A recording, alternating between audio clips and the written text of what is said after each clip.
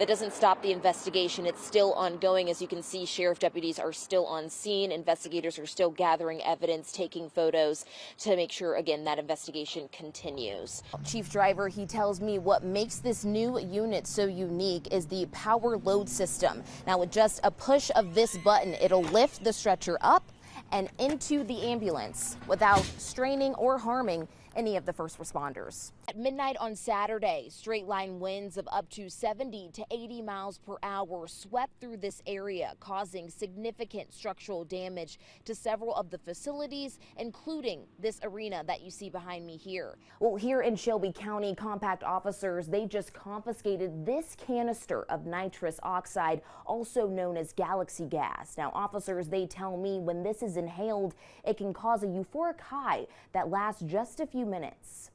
I will say on our drive up here, rain did start to pick up a little bit, but again, as we drove into the city, it did start to die down. The one thing I will say that I've noticed just being out here for the last 10 minutes is that the wind is starting to pick up. It's getting a little bit windy out here, a bit chilly, so that is something that you definitely want to keep an eye out on. Today, we heard opening statements from the state and the defense, as well as testimonies from 5 witnesses, including the victim's brother. Hoover officers, they tell me, locked or unlocked, leaving valuables in sight like this purse here on the front seat can be an opportunity for thieves to break in.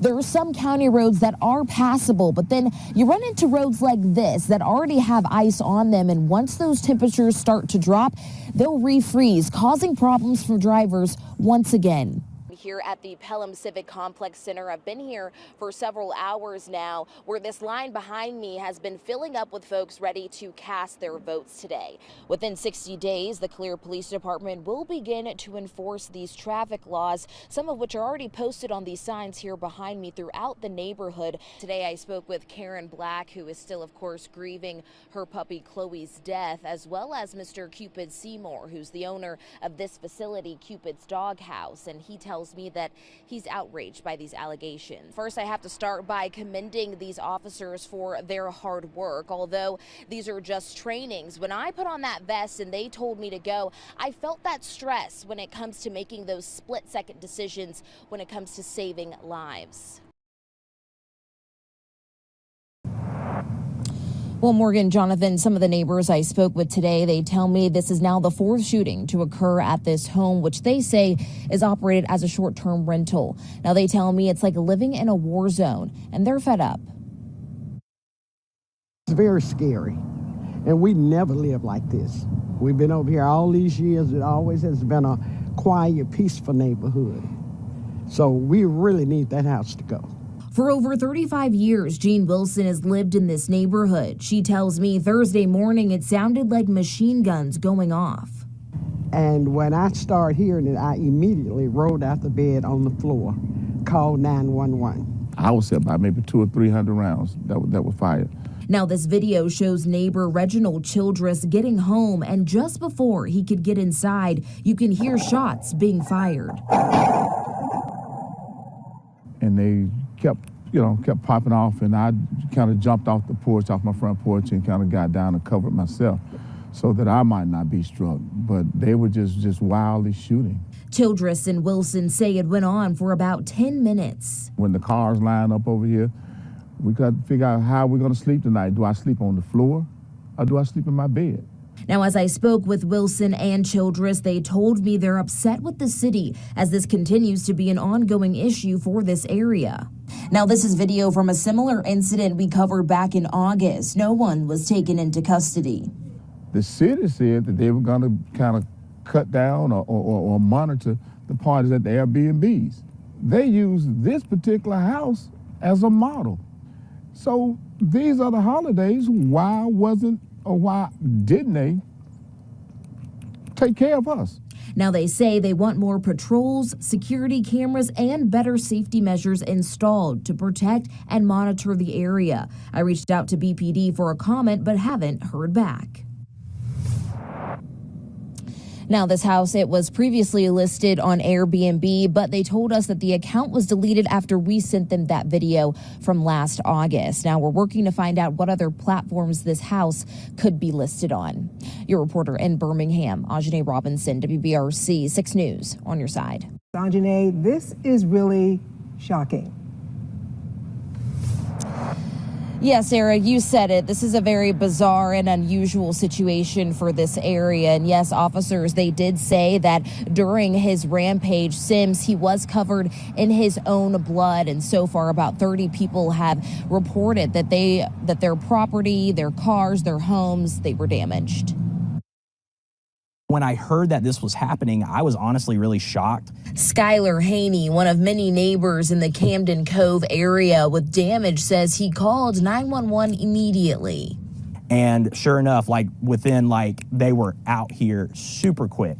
Around 2:30 a.m., officers received several calls from neighbors about a man running through the neighborhood naked, damaging cars, mailboxes, and homes. But when the officers found him, the individual very rapidly came toward the first officer there, and the officer had to tase the suspect because the suspect refused to obey commands. We just don't have that kind of stuff here.